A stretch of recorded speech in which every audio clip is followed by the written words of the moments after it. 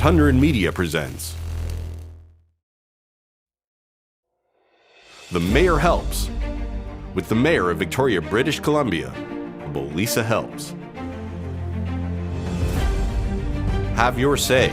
Send your questions and comments to themayorhelps.com. They could be included in next week's Victoria show. Businesses to know that we're working. And now, here's your host, from beautiful Victoria, British Columbia, Dave Hatt. Welcome to episode 7 of The Mayor Helps with Lisa Helps, the Mayor of Victoria, BC, Canada. And this is our State of the City segment where we talk with Mayor Helps about what's going on. And something that happened here locally is we've got a street called Government Street. And it is a tourist kind of a section. And there's everything from t-shirt shops when cruise ship people get off to really cool pubs. And City Council this week, and in terms of, I can't remember when a city council acted so quickly to block the streets to encourage small businesses, i.e. restaurants and pubs, to expand their sidewalk patios. And I just wanted to ask you, Mayor Helps, what prompted the speed to make that change? Yeah, it's amazing. So a couple of weeks ago, we went to staff as a council and gave them direction to come back with any ideas they could to support businesses in reopening and recovery. And we kind of, gave them some ideas, but didn't give too much direction. And what staff came back with was really incredible. So last Thursday, we voted to open Government Street, as you say, to pedestrians. We voted to allocate parking spaces in front of businesses for flex spaces if businesses want to be out there during the day, or more permanent patio spaces. We've made it possible for businesses, particularly health and wellness businesses, to operate in parks. It's amazing. There's an amazing suite of options that staff brought forward. And yeah, I mean, it's time to act quickly. One of the things that I've been saying is when we closed down City Hall, the Crystal Pool, our recreation centers, we didn't consult, we just did it because that was what was necessary. And I think we need to approach recovery and reopening with the same kind of speed. So on Thursday, council made all those decisions, and on Monday, staff was implementing. We've already had 20 applications from businesses to use the public space in various ways. They're going to be approved in days, not weeks. And also there's no charge. There's no charge for the application. There's no charge for the space. So we're doing everything we can to support not only businesses reopening, but it's also, as you say, going to create a sense of aliveness in our downtown and in our village centers. Well, I'm really hoping that somebody comes along that's a bar owner and opens a blues bar downtown, because we desperately need one. It's not an old guy thing. I think young people got to get into the blues and some rockin' tunes. So it would be a lot of fun if somebody opened up a live club down there. Yeah, really great. Yeah, and have music spilling out into the street. One of the other things that I wanted to touch on in the State of the City is the peace rally that happened here on Sunday night for Black Lives Matter. I know that we're really focused on business and reopening and recovery, and also this is something that the racism that happens here in Victoria, the Black Lives Matter movement. I think sometimes it's easy to think about those as United States phenomena, but I stood right out here in Centennial Square on Sunday afternoon and listened to Black people in our community, and including Black business owners, and talk about the racism that they've experienced from employers, from regular citizens, from police, from institutions. And I think that, while we're focused on reopening and recovery, and that doesn't stop, I think the events south of the border and how they're manifesting here in Canada definitely are influencing the state of the city in Victoria this week, and what we can do as a community to address racism. It's a tectonic shift. I mean, I've been in launching this network and speaking to minority-owned businesses stateside as well as here. Yeah, I mean, there may not be as many Black folk that live in Victoria, but certainly Canada, the Indigenous community is the community that experiences quite a bit of racism. And my wife is Métis. Her great-grandmother was a full-blood Ojibwe. And, you just delve into those conversations a little bit, and it's really staggering. It really is. So I'm glad that we attended the rally. I brought my son. My daughter was working, unfortunately, but we did attend the rally on Sunday, and it's good to see the community come together. And that's what that's what this podcast is for, is because, small business owner, mayor of a city, connecting, sharing ideas, and looking to rebuild through COVID, but also rebuild in the right way. Yeah, and far beyond COVID. Last night we had a town hall, virtual town hall, where we shared with the community all of the initiatives that we're undertaking. So in addition to all the business stuff, we've allocated just over $500,000 for recovery-based grants for community members, nonprofits, and so we had a town hall to talk about all of those things. And one of the kind of consensus coming out of the town hall meeting, when I asked councillors for their comments at the end, is yeah, we're in a rebuilding and recovery phase, but this isn't something that's going to be over in October. This is something that is going to go on for the next 2 or 3 years with an opportunity to build back better.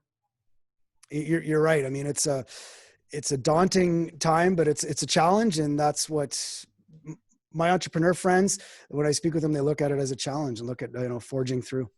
Yeah. So does your mayor. Your mayor looks at it in that same way too. Well, it's good. It's good to have a partner. Thank you very much, Mayor, and we'll see you on the other side. Okay. Sounds good. Have your say. Send your questions and comments to themayorhelps.com. They could be included in next week's show. Now is the time for Ask the Mayor, where members of the local community are able to ask Mayor Lisa Helps a question directly. And our first question comes from Brun Dahlquist. He's the owner of Pluto's Diner, which is a local institution. Brun, go ahead. Thanks a lot, Dave, and nice to see you again, Lisa. My question, Lisa, is not necessarily one concerning the recent situation going on in the city, but more of an ongoing one. The Pandora Street corridor is a really big problem with a lot of people as far as feeling safe within the city. I get a lot of customers saying that they will not get off the bus in that area, that they don't like walking through that area. The spillover towards my business is something that happens on a regular basis. Is there any plans of the city to continue? I know that you've moved a lot of people out of there recently, but there is still a lot of loitering, people hanging out all day with all their gear and equipment. Is there any plans of the city to continue to help move those people out of there and bring that corridor of the city back into something that we can all feel safe walking down? The city is not responsible for housing, which surprises a lot of people. So the city is responsible for parks and green spaces and roads and water piping and all those kinds of things. But federal and provincial governments constitutionally have not only the responsibility for housing, but also the resources to provide housing. So I'll then talk about what we're doing, but I think it's always really important to look at whose responsibility is what, and not to shirk responsibility, but for every dollar of taxes that we all pay, 8 cents goes to local governments through mainly property taxes, and 92 cents go to provincial and federal government. So if we had more money and more authority, we would be able to act more effectively with respect to housing and could kind of take it on. So in the meantime, all we can do for the most part is advocate. And that's how we got those some 400 people housed in hotels, and Minister Simpson committed that no one's going to go back on the street. But yeah, there are people still on Pandora, there are people still in Beacon Hill Park, and it creates feelings of unsafety for you and your customers, and also for residents who live around there, and also for the people who are outside themselves. It's an extremely vulnerable place to be. So what we will do is continue to keep advocating. The city also bought a piece of land right in the heart of the 900 block of Pandora. We're still developing plans for that, but I think rest assured that that'll take a bit of time, because it's probably will be a 12-story building that concrete and takes a while to construct. But we are doing everything in our power to address the issue. I read in the paper this morning that our place is also opening again to 40 people can go inside and have a meal. So that'll help, because I mean, part of the challenge has been exacerbated by COVID. Like, places just closed. For the most part, a lot of the people who are hanging out on Pandora could actually be inside during the day, and now they can't. So no easy answers, no easy fix. I think it was a success that so many people got housed, but there's still way more work to do. And I recognize it's a challenge, and I recognize it's a challenge for you and your customers and for the businesses around there. So I wish I had a quick fix, but now you know the lay of the land. Well, I appreciate that, because I wasn't aware that our place is now open again, which will take a lot of the people that are hanging around just outside of it off of the street and into the facility itself, which will certainly improve the image as you're driving or walking down the street. So that's certainly a good thing in the right direction. Thank you. Yeah, you're welcome. And thanks for the great food that you've produced for our community for so many years. I'll be back. And the milkshakes are just phenomenal, but you know that. Excellent. Good. Well, if we get some good weather, we'll get that patio going again. But in the meantime, we are open inside. So awesome. Take care. Okay. Thank you. Take care, Brun. Okay, bye. Thanks, Brun. Thanks very much, Dave. Have your say. Send your questions and comments to themayorhelps.com. They could be included in next week's show. And now, Mayor Lisa Helps sits down with this week's special guest. Today, we are pleased and honored on the Mayor Helps to be joined by Bruce Katz. Mr. Katz is co-author of The New Localism, How Cities Can Thrive in the Age of Populism. His firm by the same name can be found at thenewlocalism.com, and he is also executive director of the NOAC Metro Finance Lab. Mr. Katz was the inaugural Centennial Scholar at the Brookings Institution. He served as Chief of Staff for the U.S. Department of Housing and Urban Development under Secretary Henry Cisneros. Mr. Katz co-led the Housing and Urban Transition Team for President Obama's administration for the first 100 days of his administration, and this is only a snippet of what he has accomplished during his career. Welcome, Mr. Katz, to the Mayor Helps with Lisa Helps of Victoria, BC, Canada. Great to be here. Thanks for having me. So I've done a little bit of research on you. I've watched a couple of videos, listened to some podcasts, new ones, older ones. I noticed a couple of different things that I found intriguing, and obviously Mayor Helps will have some questions. But you've said that cities are not governments, rather they are networks, and you're talking about municipalities. You've also observed that small businesses are more than bricks and mortar and services and products, but rather ecosystems. Both of these points touch on interconnectedness that we have at the grassroots level. And I was wondering, during the COVID-19 crisis, what shortcomings have been exposed at the municipal governance level, and what is this teaching us during this time? Well, it's been an extraordinary period because we've been hit in the United States by multiple pandemics, frankly. First COVID and the economic shutdown and the relief package that our national government constructed, which revealed so many structural deficiencies and almost institutional racism, frankly, in our finance system. But now we've been hit by a level of civil unrest because of the murder of George Floyd, and which has led to disturbances which in some cities like Philadelphia, where Drexel is based, incredible damage and destruction to commercial business corridors that are located in disadvantaged Black neighborhoods. So this has been an extraordinary several months.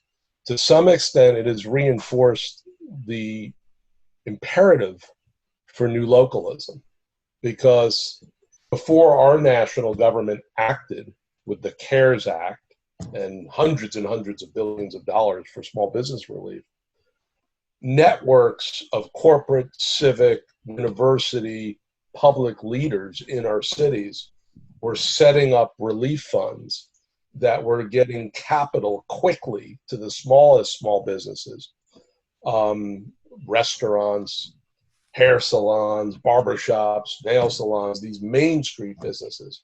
So the first wave of relief came from the local in the United States.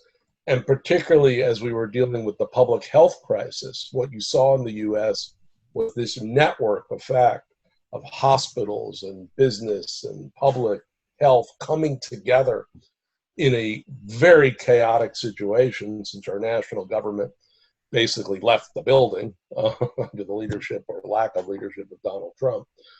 So locals have been reinforced. And now with the unrest, what's the major issue in the US? Police reform. That's a local issue for the most part in the United States. So the reason why cities have been so pragmatic and have really focused on problem solving in the past several decades, as our governments have become so partisan and polarized, the blue team and the red team, so to speak, is because of the network effect. You get rewarded in American cities for doing, not for obstructing, and for making a difference, not making a point. So I think this has been an extraordinary period. I think it's reinforced the necessity for strong local leadership. It has exposed deficiencies. Some cities are very organized, some are not. So there's an unevenness of local capacity and competence and capital. But the necessity of bottom-up leadership, I think, has been reaffirmed. So to that point, and so I'm a small business owner. Beside this podcast, I own a local green dry cleaner, and we're not even close to recovering at this point. I have heard you say talk about examples, say Copenhagen, where they've got really come together as communities, and we've spoken in the past episodes with people that have touched on the same point, where you're looking at municipalities coming together, but also small businesses coming together. And what I wanted to know is if you can direct us, point us to specific examples, organizations, people that have successfully implemented that, because it seems to me that that is one critical factor of getting out of this whole mess, is in terms directly of the financial crisis as it relates to COVID, is to potentially be able to help each other. Yeah, I think what is happening is we're moving from a model, which is really more of a Anglo-American Canadian model, right, of every individual enterprise on its own. Every enterprise basically compelled to navigate a complex financial system with traditional banks and now non-depository financial institutions, fintech, crowdsourcing, all of it, to more of a collective model, more of a collaborative model. And there clearly are many examples in Northern Europe, not just in Denmark, but in Northern Europe, of a cooperative model. It's how they organize, not just at the small business level, but frankly with large sectors of their economy, agricultural cooperatives in Denmark, for example, mortgage cooperatives in Denmark, which has enabled Real Dania to become the biggest philanthropy, essentially, in Denmark.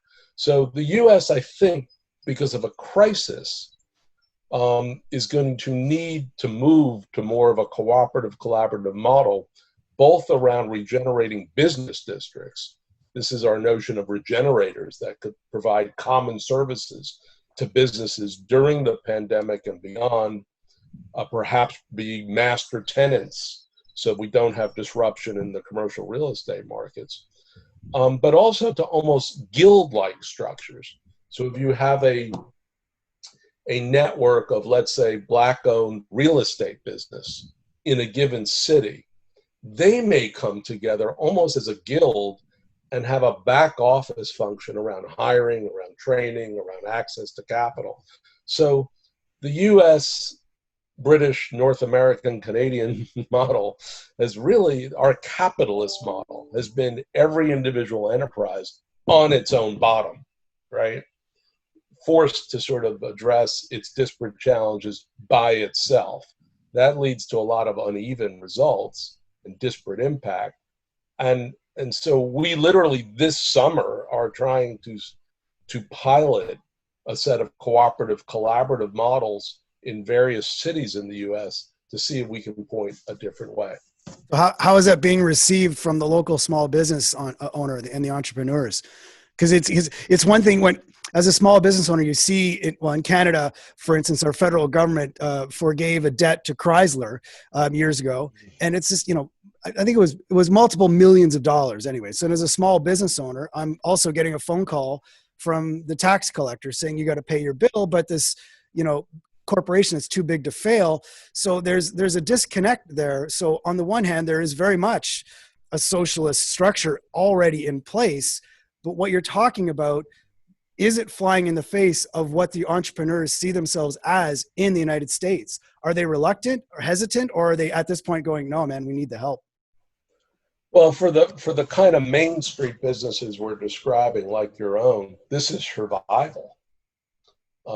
So this is it just fits within the pragmatic do what's necessary. I would say in the US, we don't spend an enormous amount of time on, except in our hyper-partisan, Republican Democrat fights, focusing on ideology around capitalism.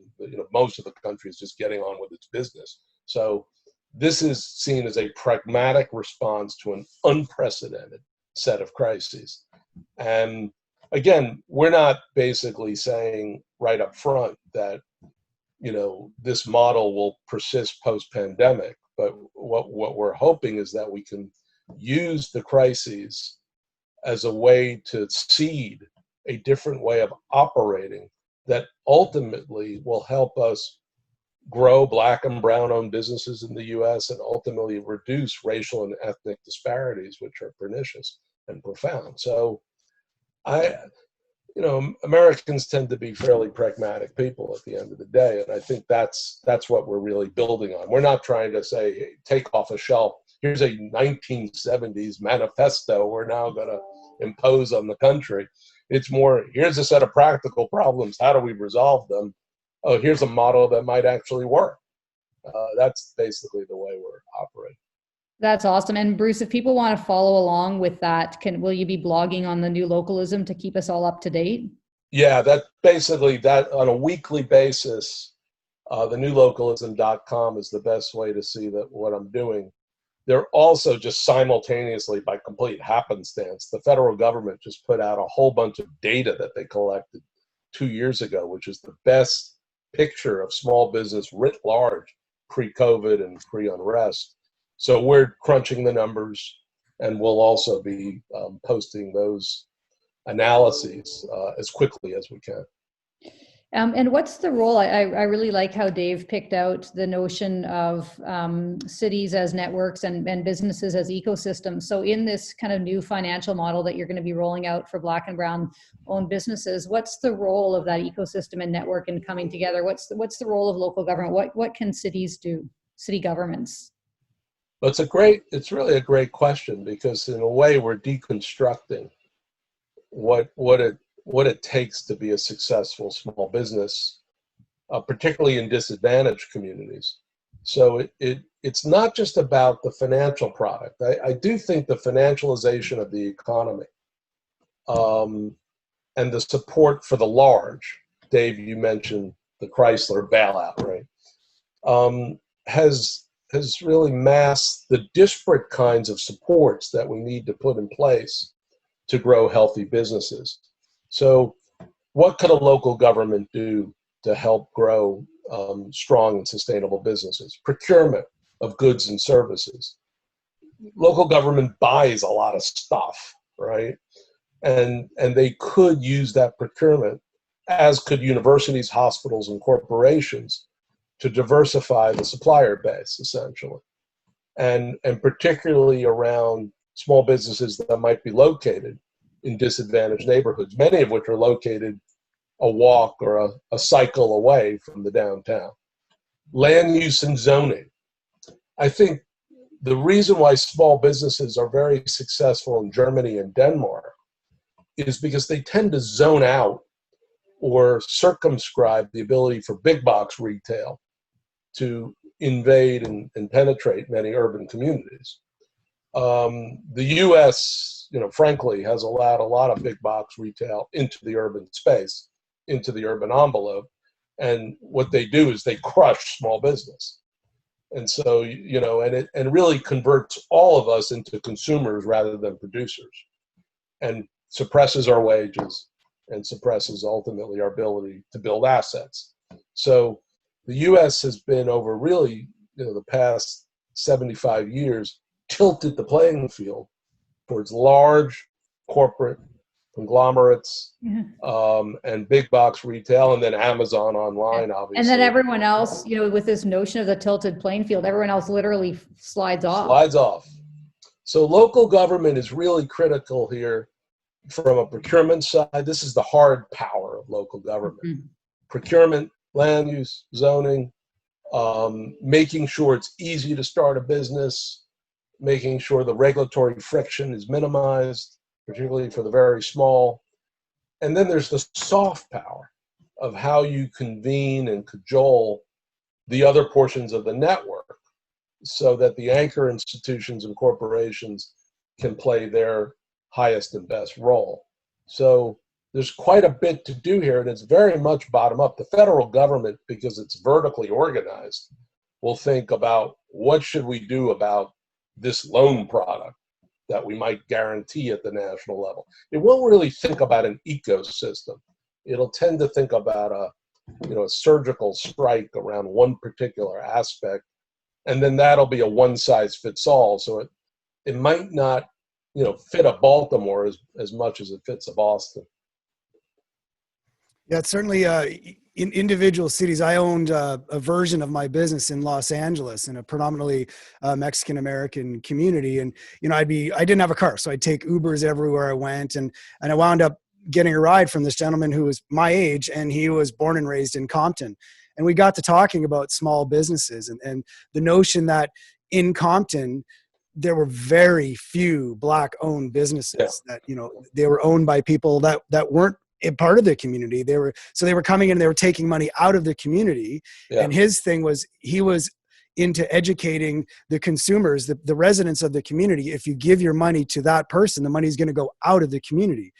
Give it to the business B that's in the community. So it's a real problem, and there are people in grassroots that are looking to solve it, though. I think. Perfect question. Yeah, Bruce, this is my feeling, certainly in Canada and in the cities and that I've been observing and talking with, that there is, you wrote this wonderful book, and I wanted to just show it again so that people will read it because it's brilliant. Oh, and also I was bragging to Dave, I've got, where is it? A signed copy.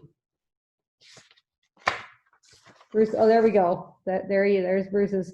So you wrote this book before the pandemic, obviously, but one of the things that is really striking me is that the power of local, the need for local, almost the returning to local, everything from businesses to supply chains.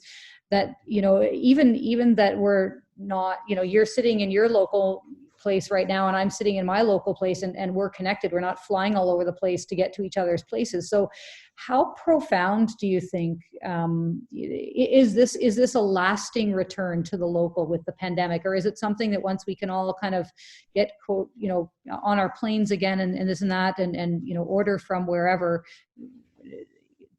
not paying so much attention to local food or local supply, is this lasting, or is this a blip? What's your gut? I think it's lasting, but there's different levels to localization, in the economy. So there's really what we were just talking about is how do you leverage local spend, so to speak, right? Because these larger corporations as well as individual consumers need to make choices, right? If you make a choice to order everything from Amazon, there's a trade-off there. You're going to have less authentic, organic, local, customized, a small business, right? So there's a localization that is within the power of community residents and city residents to control. Mm-hmm. It's our own individual behavior. And there's another level of localization, which is around, let's say, the reshoring of manufacturing and supply chains. So that, I think, we need to see where that plays out. But we clearly, in the U.S., because of the lack of supply of masks and ventilators and other personal protective equipment and testing and all this, have begun to understand that we offshored too much, and there's going to need to be some reshoring that's hyper-localized. Now, we've seen that with small batch manufacturing in the U.S. over the past 10 or 15 years, the rise of maker spaces, et cetera, et cetera. But this is more profound. This is really around the supply chains of goods that really are absolutely necessary to have, when we're faced with what is going to be probably, like extreme weather, this constant cycle of exposure to viruses and so forth. This is it's part of the climate, sort of shift. So I think there's different levels of localization, some that are completely in control of cities, and places like Cincinnati and Cleveland for quite some time have been using procurement and spend from large corporations, universities, and hospitals to build up Black-owned businesses in particular, and disadvantaged communities in particular. But this second aspect of localization, which is more global in nature, I don't know yet. We're going to have to see where that plays out. On that note, thank you very much, Mr. Katz, for your time. Very appreciated. I appreciated meeting you and chatting with you. And before you go, I had one more point that and thought I wanted to put in your head. This podcast is part of a larger network called the Tundran Podcast Network. And the idea before pre-COVID was to build it as a multicultural podcast network to serve the Hispanic communities, African American communities, African Canadian communities. And this is something where with COVID, it's forced my hand into getting the small business voice heard and resources out. And I was wondering if down the road, I might be able to tap you to lend a voice. Oh, absolutely. And we should share this as broadly and widely as we possibly can. And it's great to be in touch with the mayor. Yeah. And, it would be nice to travel again. Yeah, we'll get you up to Victoria. We've got work to do. A lot of work to do. Absolutely. Yeah. Okay. Enjoy. Thanks Stay for joining us. well. Take care. Thank you. Bye-bye. Thanks for joining The Mayor Helps on Tundran Media. If you enjoyed the show, please like, share, and subscribe. And visit themayorhelps.com to submit your questions to the show.